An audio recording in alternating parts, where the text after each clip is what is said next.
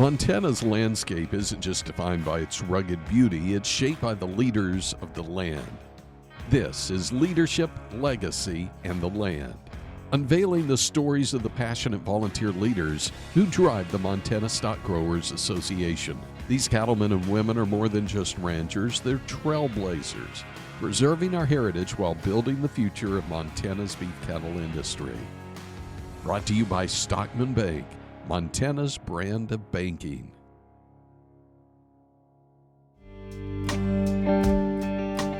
Well, I'm Glennie. I'm a fifth generation farmer and rancher out here east of Judith Gap, about 13 miles right at the base of the Snowy Mountains. My family came over here and settled right here, actually where we're standing, about 120 years ago. Fifth generation here, the Glennie here, but I kind of have a unique situation. I'm the only family member here on the place. My dad actually works in town. He's been a banker all his life and has kind of put a lot of this together over the years. My mom's a teacher, and I got a couple brothers. One's still in high school. He's a senior in high school finally, and my middle brother is a banker up in Havre as well. When I first went to college, I kind of became active and involved in quite a few different organizations and groups and clubs and whatnot, and Collegiate Stockgrowers happened to be one of those groups, and stayed pretty active and involved in that. I was the Collegiate Stockgrowers president there at MSU for a year term or however long it was. I guess I got done with school and I went down to Billings to sell equipment for John Deere for a couple of years, and it was easy to become disconnected from being involved. You know, you kind of get done with school and you have a whole new routine and start of a new life essentially after college. I kind of became disconnected without meaning to. Luckily, somebody kind of called me and got me back involved, and I've loved every minute of it since. I mean, there's so many opportunities and growth being involved, and it just kind of happened, I guess. It wasn't something that I had said, well, I need to do this. It just kind of happened. I think it's very important that we keep advocating for agriculture. As we know, this beef is the most sustainable, healthy protein in the world, and we got to keep advocating for that. It's crazy the amount of time that a lot of people are putting into keeping this sustainable and keeping agriculture the #1 industry in Montana.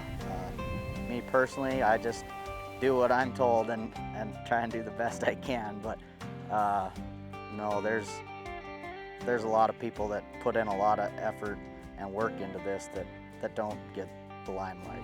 There's a lot of opportunity out there, and I think when it comes to getting involved, I'm a pretty firm believer that it's not necessarily always about what you know, it's about who you know.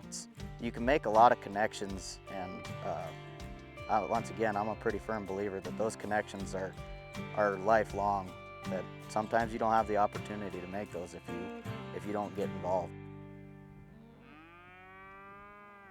As we all know, there's a lot of challenges in the beef industry and the egg industry in general, and it seems that there's more and more challenges arising every day. I think right now, keeping the cattle industry sustainable and keeping this egg ground in egg production, you know, there's so many outside forces coming in these days, whether that be out-of-state landowners or different groups and organizations. I think it's pivotal that we keep this egg ground in egg production. We see it going out of egg production quite frequently, but we just need to keep telling our story and keeping this ground in production. We make the best protein in the world, and we know that. We do it in a sustainable, healthy land management way, and I think that at the end of the day, we just need to all have the same voice. Come on, calves. I think the producer profitability was it was such a great experience. You touched every corner of the state of Montana, and you heard everybody's different issues and what's important to them.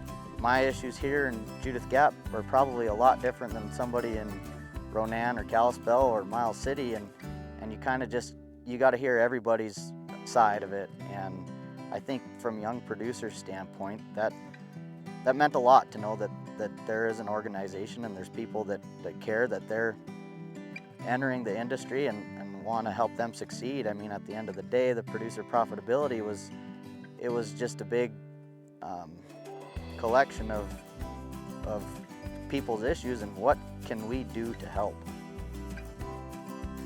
I think it's very important to take care of the land first. And the land will take care of the cattle, and hopefully the cattle at the end of the day will take care of you.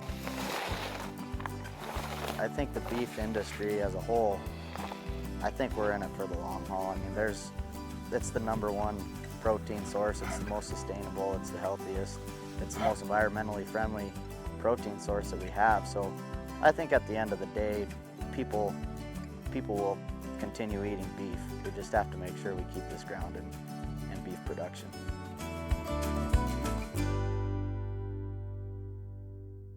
This is Leadership, Legacy, and the Land.